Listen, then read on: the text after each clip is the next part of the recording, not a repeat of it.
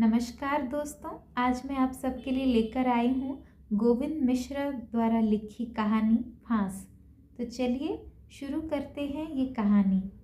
रात बहुत नहीं हुई थी, पर पूस की अंधियारी गांव के ऊपर लटक आई थी। निचली तह में जमे हुए धुएं की नीली नीली चादर। आज रामपुरा की हाट थी। आज के रोज़ इस गांव और आसपास के दूसरे गांव के लोग हफ्ते भर की खरीद फरोख्त के लिए रामपुरा निकल जाते और फिर ब्यारी के समय तक ही गांव लौटते थे, पैदल, साइकिल या बैलगाड़ी पर।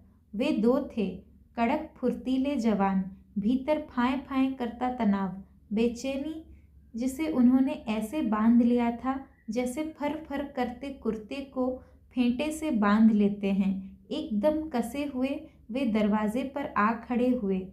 फिर सधे हाथों से उन्होंने बाहर की सांकर खड़काई और भीतर की तरफ कान लगा दिए। उनका अंदाज सही था। घर में सिर्फ पलटू और उसकी माँ थे। पलटू की माँ की आवाज़ घर के किसी भीतरी कोने से उठी और फिर उन तक बढ़ती हुई सुनाई दी। "मताई बाप ने कच्छू नाम नहीं रखो का जो बताओ नहीं बनत?" पलटू की माँ भुनभुना रही थी। "भौजी, हम हैं जग्गू। पलटू के दद्दा हाट में मिले थे, बोले घर पहुँचो। वे पीछे पीछे आते हैं, कुछ ज़रूरी बातें करना है उनसे।" पलटू की माँ जब एकदम किवाड़ों तक आ गई तब आश्वस्त करने के ख्याल से उसने कहा। पलटू की माँ ने किवाड़ खोल दिया। भीतर ले जाकर उनके लिए ढालना के ढलान में कड़ी खटिया डाल दी। फिर उन्होंने बैठते बैठते देखती रही। "काय भैया, कहाँ के आओ? पहले कभू नहीं देखो। हम दोनों शहर में रहते हैं।" बहुत झूठ नहीं था। काम की तलाश में वे भागकर शहर पहुंचे हुए लड़के थे। काम तो शहर ने नहीं दिया। सिनेमा आदि दिखाकर थोड़ी तेजी जरूर हाथों में थमा दी, जिसके सहारे वे ख्वाब देख सकते थे। इस सदी का ख्वाब, रईस बनने का। अलबत्ता पक्के शहरातू घाघ वे अब तक नहीं बन पाए थे। "तो शहरी भैया आव। अब भैया पहले तो पैंट पतलून वाले अलग जच जात थे, अब तो जिये देखो पैंट डाटे फिरत रहत। अच्छा भैया, तुम बैठो, हमाओ तो चूल्हो बरत।" पलटू की माँ के रसोई घर में घुसते ही वे चुस्त हो आए। उसने अपने साथी को फटाफट इशारा किया। वह "बड़ी ठंड है, बड़ी ठंड है" करता हुआ गया और बाहर के किवाड़ों की सांकर भीतर से चढ़ा आया। फिर नज़रों को तेजी से इधर उधर दौड़ाने लगा। यह अपना मोर्चा संभालने रसोई घर की देहरी पर पहुंच गया। "भौजी, कुर्सी कहाँ है? थोड़ा ताप लेते, बहुत जाड़ा है। तुम बता भर दो, हम उठा लेंगे और सुलगा लेंगे।" "खटिया के पास धरी, उतई कंडा धरे। आगी खुदवाओ के देखो, नहीं तो इते ले आव, एक दो अंगारा हम धर देवी।" दौड़ दौड़ कर वह पहले कुर्सी, फिर दो चार कंडे रसोई की देहरी पर ले आया और फिर वहीं बैठकर कड़े तोड़ तोड़ कुर्सी पर रखने लगा। राख के नीचे छिपी आग थी। कंडे के टुकड़ों को पकड़ते ही धुआं छोड़ने लगी। रसोई और आंगन के बीच धुआं का एक पर्दा सा खिंचने लगा। वह बैठा भी इस तरह कि लगे उसका साथी भी दूसरी तरफ बैठा ताप रहा है, जबकि दरअसल उस भाई की पकड़ अब तक भीतर की कोठरियां आ चुकी थीं और वह पट्टा भीतर दाखिल हो चुका था। अब हाट में वो रौनक नहीं रही जो पहले थी। उसने पिंडरियों को हथेलियों से सहलाते हुए कहा, जैसे उन्हें आग की झार दे रहा हो। "अब भया महंगाई तो ई तरह की हो गई के मुड़ई का खाए और का पहिरे। हमारे दद्दा हरन के दीनन में ऐसी होती है तो कि 2-4 साल में बचपन की नई जोड़ी चौतरा पे बंधी जरूर से दिखाने। उसने चाबी भर दी थी और अब पलटू की माँ चली जा रही थी पटरी पर। वह स्वयं ऐसे दिखा रहा था जैसे उसे तापने के अलावा दुनिया में दूसरा कोई काम ही न हो। तब पलटू की माँ अपना काम करती जाती और बोलती जाती थी। बीच बीच में चूल्हे के सामने बैठे रोटी खा रहे पलटू से भी बतिया लेती थी। चूल्हे के भीतर पतली लकड़ियाँ चटर पटर जल रही थी। गरम राख के रेशे इधर उधर उड़ते हुए कुर्सी में कंडे पूरे सुलग आए थे। बीच की फाक से हल्की सी लौ कभी उठती फिर गुम हो जाती। समय रेंग रहा था। यही दिक्कत है गांवों में। शहर होता तो पता ही न चलता। यहाँ समय कमबख्त माथे पर चढ़ जाता है और फिर वहीं जमकर बैठ जाता है। पलटू की माँ कब तक ऐसे बोलती रहेगी? उससे बातें करते चले जाने के लिए भी कुछ बातें चाहिए थी। वे क्या थी उसके पास? भौजी, तुम किस गांव की हो? पलटू की माँ के थमते ही उसने सवाल ठोंक दिया। बिरोरा। और तुम भैया? मैं भी बिरोरा का हूँ। अरे तब तो मतु साचाओ भैया लगत पहले बता देते। अब देखो हम आए तुम्हारी जिज्जी और तुम भुज्जी बुज्जी लगाएं। पलटू देखो वे को आए बैठे तुम्हारे मम्मा। उसने हल्की सी फुरहरी अपने भीतर उठते हुए महसूस की। लेकिन वह जानता था कि इन गांवों में तो हर कोई हर किसी का मामा मौसा काका या काकी है। यहाँ तक कि हरिजन भी ऐसे ही संबोधनों से पुकारे जाते हैं। दूसरे गांवों से संबंध भी इसी तरह बिठाए जाते हैं। इस गांव की लड़की दूसरे गांव में गई तो यहाँ के बड़े बूढ़े उस गांव के कुएं का पानी भी न पिएंगे। पूरा गांव ही लड़के का घर हो गया। उसे सब यह नाटकबाजी लगता था। जिन हरिजनों को मामा मौसी कहते हैं उनके साथ बैठकर भोजन तो करे कोई। तो भैया बिरोरा में के घर के आओ। जैसे गाय ने एकाएक लात झाड़ी और इसे खूर आ लगा हो। बड़ा वह घबरा गया। झटके में कह गया था। लेकिन यह तो मुसीबत में फंसने वाली बात हो गई। उसने संभालने की कोशिश की। अब यह मुझे क्या मालूम। हमारे परदादा गांव छोड़कर कानपुर चले आए थे। फिर पुश्त दर पुश्त हम सुनते चले आए कि असल में हम बिरोरा के ही हैं। तो का भाई, अब हम कहूँ जा बसे पे कहे भी तो बिरोरा कई जिज्जी कहो। हम टाठी परसे देते सो नोने दाव जने जो लाओ सासरे में भैया खा बावे को सुख रोज रोज मिलता का? शून्यता का एक छोटा गोला सा उसके गले में उतरा और फिर खींचती हुई नली में पसरता नीचे धंसता चला गया। एकाएक उसकी बोलती बंद हो गई थी। बातें बनाना उसे भी खास आता था। लेकिन यह साफ हो चुका था कि यहाँ वह जितना बोलेगा फंसता चला जाएगा। पलटू की माँ की चिकनी चुपड़ी बातों में कुछ था जो मकड़ी के जाले की तरह बारीक सा कुछ उसके चारों तरफ बुनता चला जाता था। उसे इस मायाजाल से दूर रखना चाहिए। फटाफट काम किया और फिर सर से बाहर पलटू की माँ को वह अब भी ऐसे दिखा जा रहा था जैसे बेहद इत्मीनान में हो, लेकिन भीतर भयंकर खलल बलल मची हुई थी।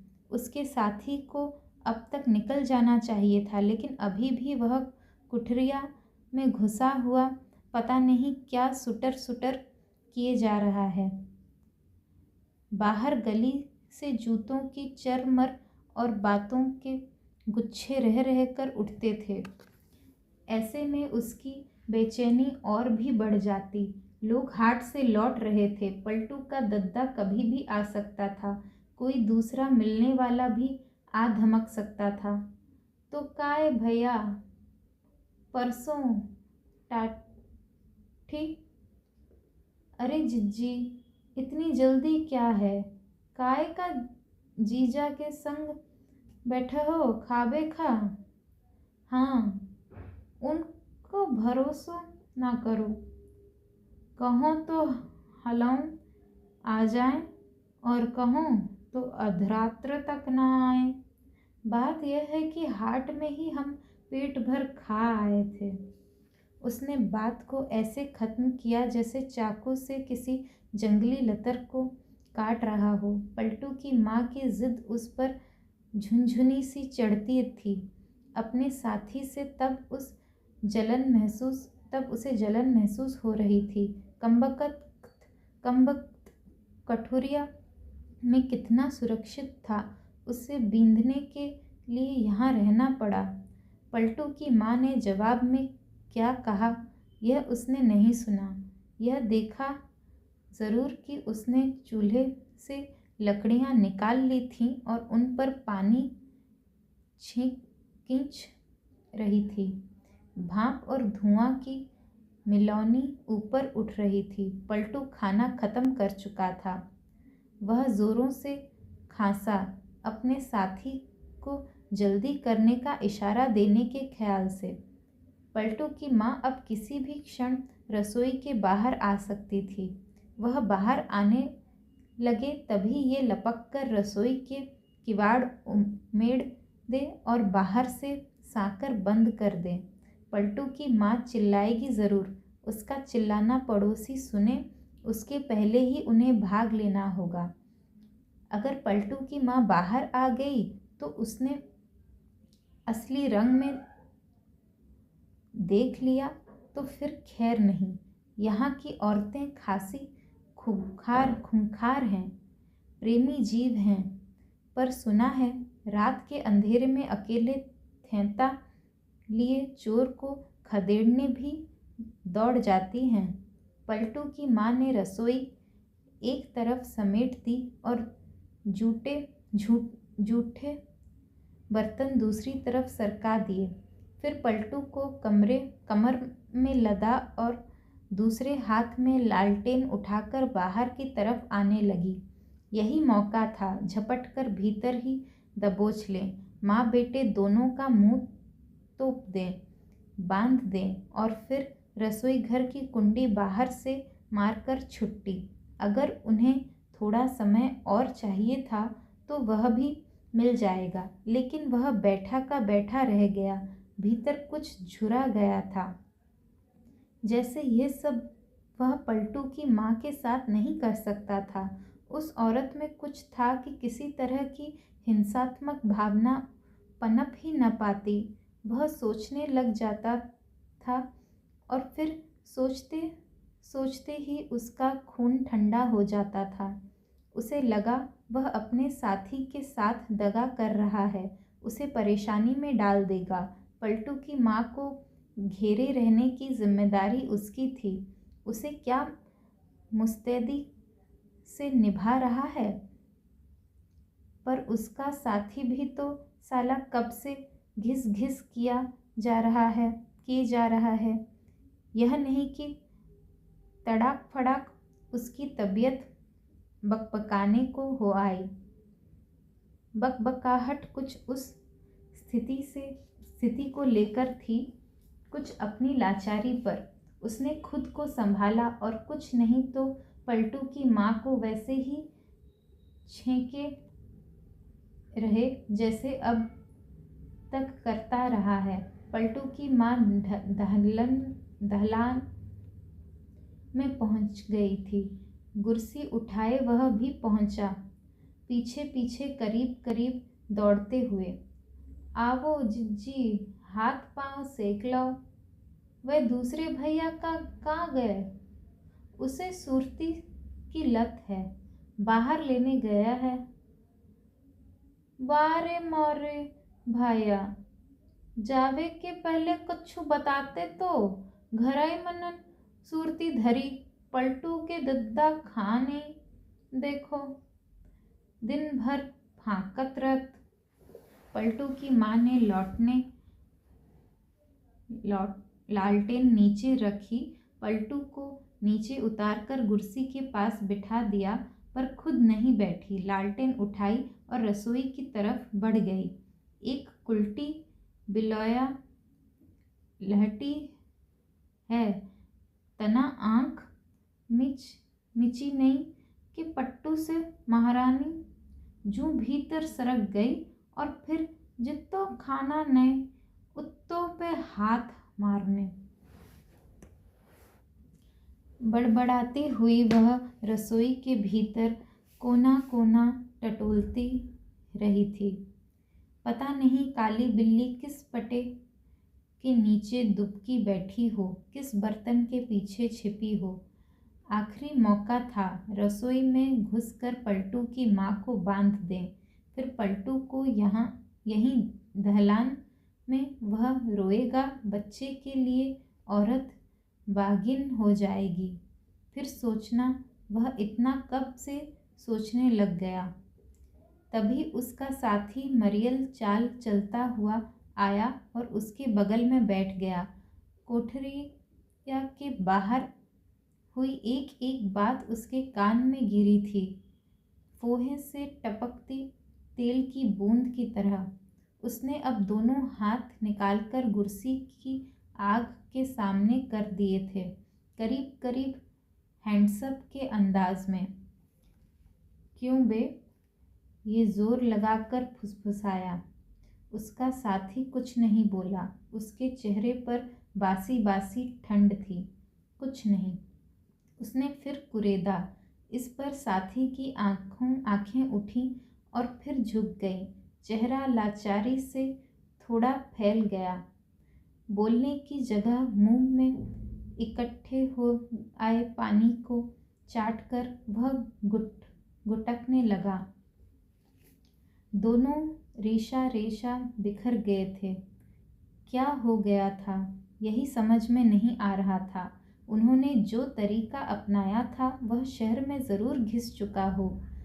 लोग किवाड़ में लगी आँख से झांकते और दरवाज़ा ही न खोलते, लेकिन यहाँ के लिए वह अब भी नया था। कामयाबी की पूरी उम्मीद थी, पर वे एकदम नई किस्म की मुसीबत में आ फंसे।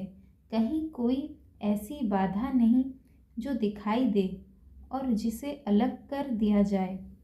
अदृश्य कुछ था जो धीरे धीरे अजीब ढीले ढाले ढंग से उनके चारों तरफ फैला और फिर उन्हें भीतर से छीलता चला गया। जिज्जी, अब हम चलेंगे, पलटू की माँ के आते ही उसने कहा। काय थक गए? हाँ, यही समझो। कुछ चावने हा तो का हमें देत तो को हाय तो बताओ। सुनो है कि शहर में कबहू पुरोई नहीं पड़त। और नहीं बैठ सकते थे, उठ खड़े हुए एकदम ध्वस्त। उसने अपनी जेब से 5 का नोट निकाला और पलटू की माँ को पकड़ा दिया। जिज्जी, हमारी तरफ से पलटू को मिठाई खिलाई देना। पलटू और पलटू की माँ उन्हें बाहर तक भेजने आए। पलटू पूछत कि अम्मा मामा फिर कब आवेंगे? उन दोनों की नज़रें नीची थीं। उन्हें चुराए हुए वे मुड़े और फिर धीरे धीरे अंधेरे में खो गए।